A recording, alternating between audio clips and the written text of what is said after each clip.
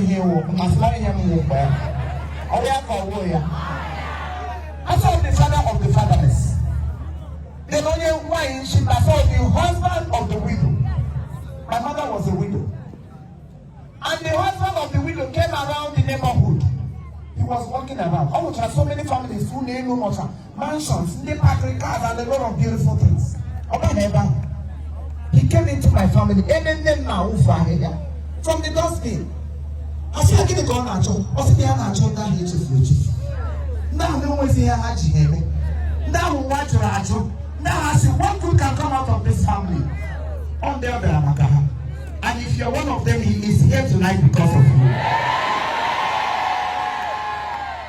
Sometimes when my daddy, I call him my dad, he's my brother. What's the name of that program? What is a comedian coming to do? I'm not just a comedian if you don't know. If you know me too well, or if you're following me too well, you know that I do more than a comedian is doing. I am not here for everybody. I am here for those who are here for me. So if you are not here for me, forget about it. I'm not English. Who let them say, forget about it?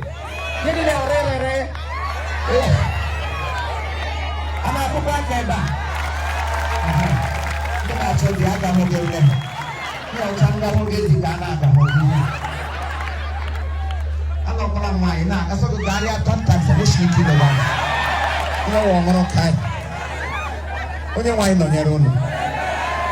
So if you make yourself available, he will use you.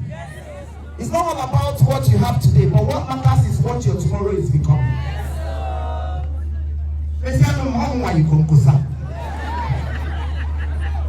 If you see my picture before, you will regret knowing me. Mama, today, whatever I want, I provide it because God is in me. He can as well do the same to you if only you will allow him to make use of you. So many of our youth today, Chef said that all need to she able to you have to come back again and start from beginning. You know always on a duba man, that tiny road. Just look at us, very few of us. Go to Beer Palace, a lot of people are busy preparing for themselves for tomorrow and next. Yaga Mwechi Battalion. Yaga Mwanechi Monday, Ajala. In the name of love. How can you be preparing for a particular day for love, whereby you don't have love for your mother? Even the no moment again, and you are preparing to love someone. I can give a gift this morning. Gift Akulani Maya. As the ally, so range comes to trap or your men. Praise the Lord. Now, the love who go about love. You know, love over kind. We have to prepare ourselves because sometimes someone will behind them for the match. That has to be much. School. That today, so many of them have even traveled. Airport, no tickets to travel. You won't much. I got a headache. How to walk on social media? I got a movie. Monday, Tuesday, how much they go back? And they got a lot of no. I thought we take one of our and they got a lot of a lot of nega maternity gown, they shave a lot of because I work every year and then maternity, then I want maternity gown carry. They tell them here when they're not on the look. That's really a check that I see them not no win. Because you know that don't. Somebody said don't. What can I tell you? You get to Mangala. Bring yourself down, you can't force God to bless you. You can never, you can never force him to bless you. All these are workers. So many of their mates, they are 40, I'll have to tap. If you come to the fruit, have 30,000. See, and then you never come now. Okay, I was on 30,000. I said, I'm not going to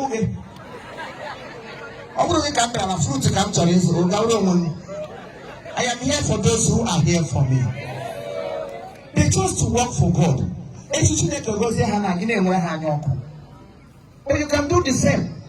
Because the woman actually cannot have it.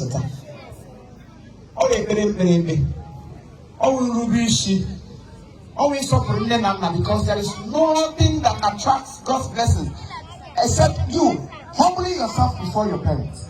At my age, at my level, I still listen to my mom. Who am I to say no?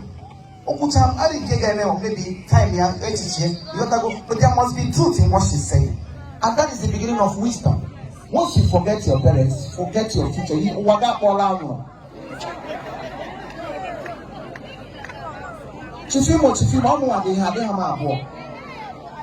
I came from a home.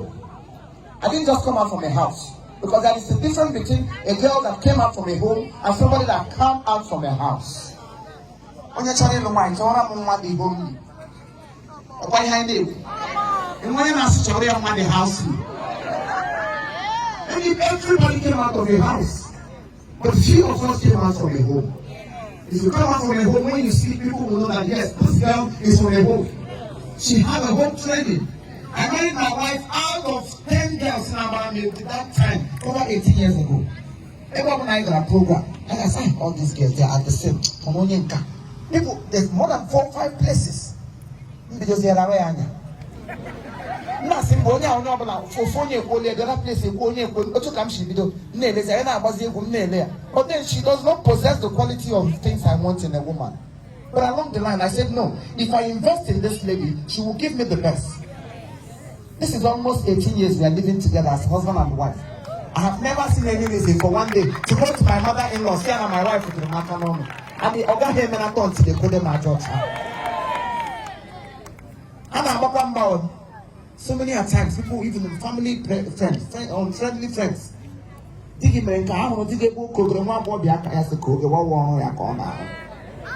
Aka ye echine kokre aka sie kogre na owo kogre onye awo abo de o tem kogre na say photo we dire ala ndo mo for yo nyawo.